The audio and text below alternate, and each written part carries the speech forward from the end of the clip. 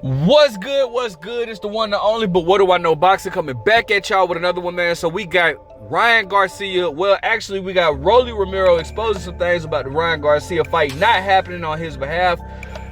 Man, oh man, Roelly Romero is getting ready for his fight with Aesop Pitbull Cruz. And what's that? On the undercard of the Keith Thurman versus Tim Tszyu fight coming up.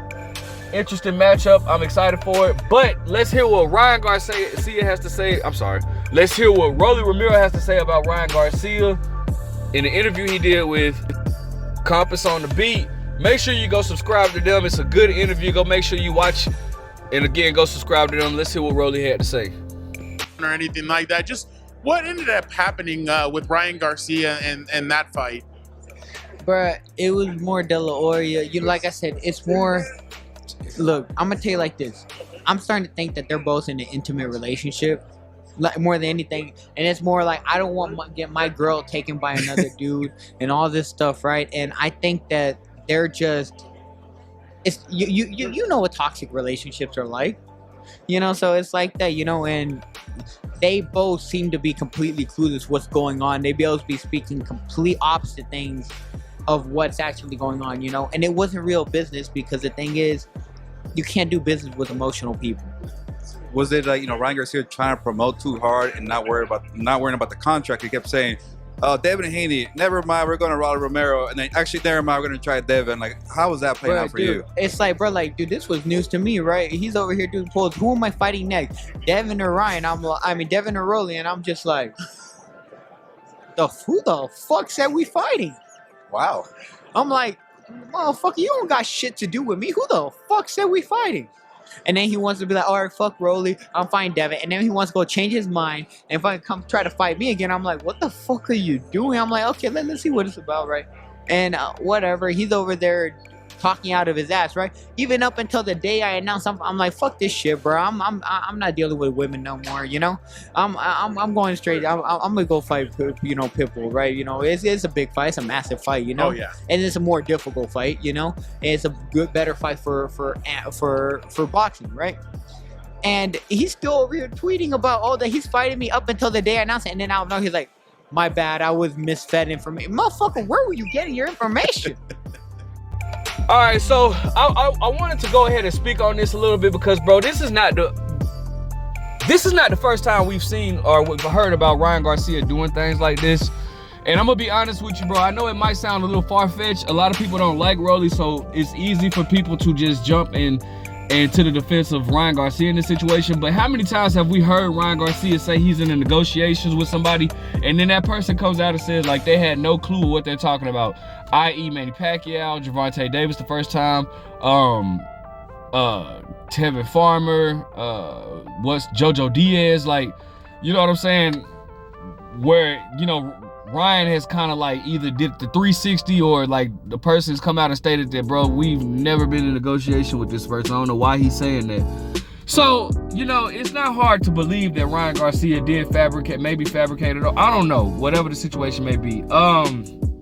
Listen, Ryan Garcia and Leonard Ellerbe later came on in that interview and stated that it's very hard to work with De La Hoya, whatnot. Now, we obviously know that they are not really fond of each other. It is what it is in that situation. But my whole thing is this, man. Look, I do feel like on a business point of view, it would have made sense for Ryan Garcia to fight Roelly and get a belt, and fight Devin Haney. But things didn't work out that way. So Ryan Garcia actually, he took the harder route. And you gotta take your hat off to Ryan Garcia for that, bro. He took the harder route. Devin Haney, Ryan Garcia would have had a much better chance of beating Roelly Romero than he would have of beating Devin Haney. So you gotta take your hat off to Ryan Garcia in that aspect. However, man, as far as Roelly goes, bro, look. And actually, truth be told, it's funny because it could be said that Aesop is a harder fight for Roelly than what Ryan would be. So both fighters, took potentially harder tasks than what was presented to them or whatnot. So it is what it is, bro. Would I like to see Roelly and Ryan fight 100%? Because again, this is a fight that I know for a fact will not go the distance. And the reason why I say that is because you know how you have a lot of power punches that step in there with each other and the fight goes the distance. You're thinking it's going to be a knockout. But because these power punches are both technically they're able to avoid certain shots and not put themselves at risk at getting caught with a certain shot, right? Well, Ryan Garcia and Roelly Romero both make the exact same mistake. Like, they make not the exact same mistakes, but they do make similar mistakes, and each one of the mistakes that they make can be very costly. For example, both of them do fight with their chin high in the air. Both of them are flat foot. You know, not necessarily saying being flat footed is a mistake, but Roelly is more wide with his punches, but Ryan has a lot of defensive flaws, and Roelly does too. When you have that many flaws, it's bound, somebody's bound to get stopped or knocked out in the fight or whatnot. So that's why I would love to see that fight. And they have history amongst each other. Ryan Garcia, you know, and Roelly have sparred. The sparring session is on YouTube. Well, I kind of thought Roelly got the better of Ryan. You know what I'm saying? I think Roelly got the better of Ryan Garcia. So, you know, it is what it is, man, on that behalf. So I would definitely still, and you know, truth be told, I think they can sell the hell out of that fight, man. I really do. Roelly can sell, you know, his personality. Ryan has a personality. Ryan just had a situation with Devin Haney where he walked up on Devin Haney and it looked corny and whatnot, but it was definitely entertaining, and you know, I enjoyed watching it or whatever. But as far as you know, these two go, man. Look, Roelly has also mentioned in that interview that he doesn't plan on staying at 140 too much longer because Roelly's a big dude, bro. He already has his eyes set on moving up to 147. So if they're gonna fight, it's probably gonna have to be soon. Maybe if Ryan loses against Devin Haney, it's still a fight there for Roelly, bro. They can still sell that fight. I'm just being so honest. They can still sell that fight, and I wouldn't be surprised if they were looking to make that fight even after Roelly, even after Ryan loses to Devin Haney or whatnot. So that fight is still there to be made, but it's gonna have to be made soon because Roelly is already talking about moving up to 147.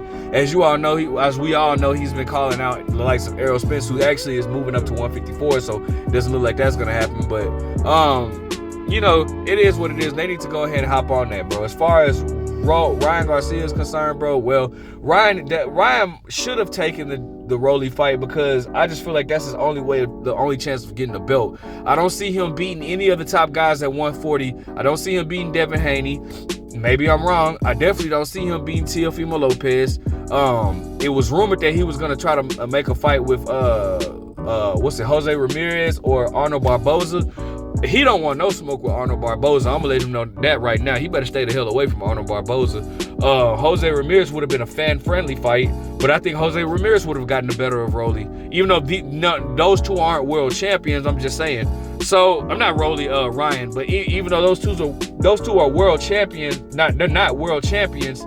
But I'm just saying though, that they still, it's just so many guys at 140 that I think would beat Ryan Garcia and Roelly as well. So that's why, you know, I would have actually really loved to see them fight. But it is what it is, man. It's no harm, no foul, man. It looks like they're not gonna fight each other.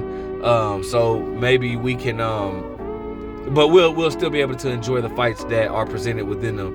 You know, I think Roelly versus Isaac Cruz is an excellent matchup. And I'm glad that Roelly spoke on that because it did make me wonder, like, why would you turn down a fight with Ryan Garcia to be and all that money that Ryan Garcia has to offer just to be co-main event and make less money against Isaac Cruz in a more dangerous fight, in my opinion? You know what I'm saying? So that was a question that definitely popped up.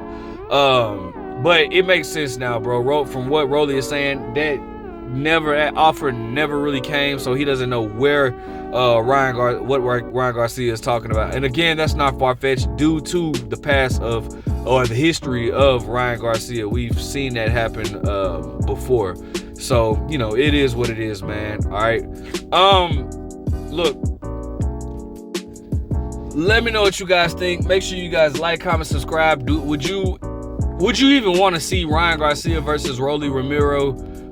should both of them lose their fight, because that's very possible that both of them can lose.